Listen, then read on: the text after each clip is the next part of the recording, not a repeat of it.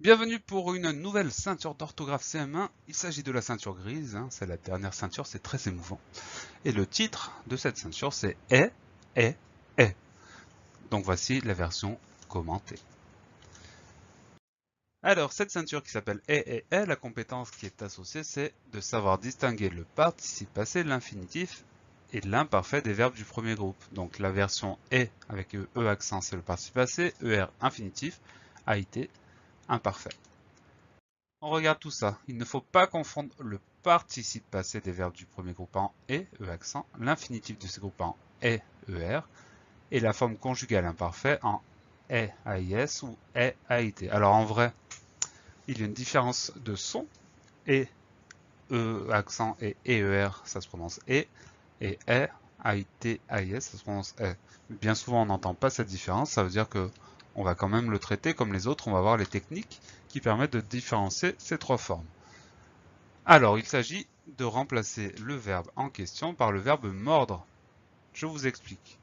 Si on arrive à dire mordre, ça veut dire qu'on a l'infinitif, donc on va mettre ER à la fin du verbe. Si on arrive à dire mordu, on a la version participe passé, donc on va mettre un E accent à la fin du verbe. Et si on a la version mordait, c'est de l'imparfait, donc a été à la fin du verbe. On voit tout ça. On y va. On va garder les techniques dans un coin. Donc ER, ça veut dire qu'on remplace par mordre, E accent par mordu et a été par mordait. Mon frère a appelé. Est-ce qu'on va dire mon frère a mordu, mon frère a mordre ou mon frère a mordé? On va dire mon frère a mordu. Donc on a la version participe passé. Ça veut dire qu'on va mettre un E accent à la fin du mot. On vérifie. C'est bien ça, mon frère a appelé, E accent. Donc j'espère que c'est bon pour vous la technique. On va essayer de l'appliquer sur d'autres exemples.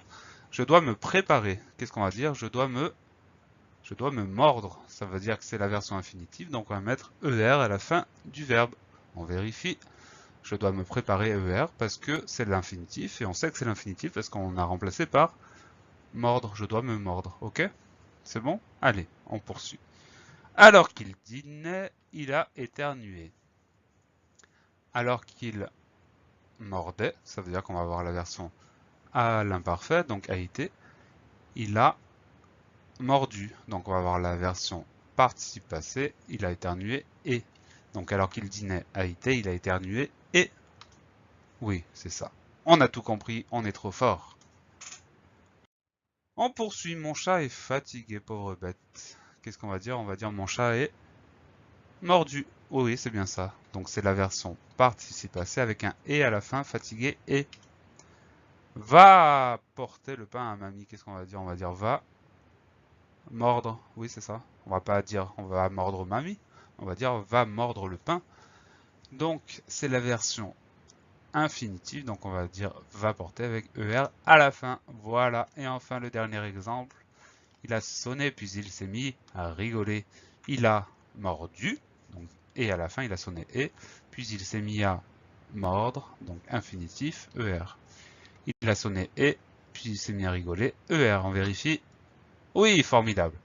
C'était la dernière ceinture, donc je vous souhaite bon courage pour les exercices qui s'appliquent à cette ceinture et je vous donne rendez-vous une prochaine fois pour d'autres ceintures ou d'autres leçons. Donc d'ici là, travaillez bien!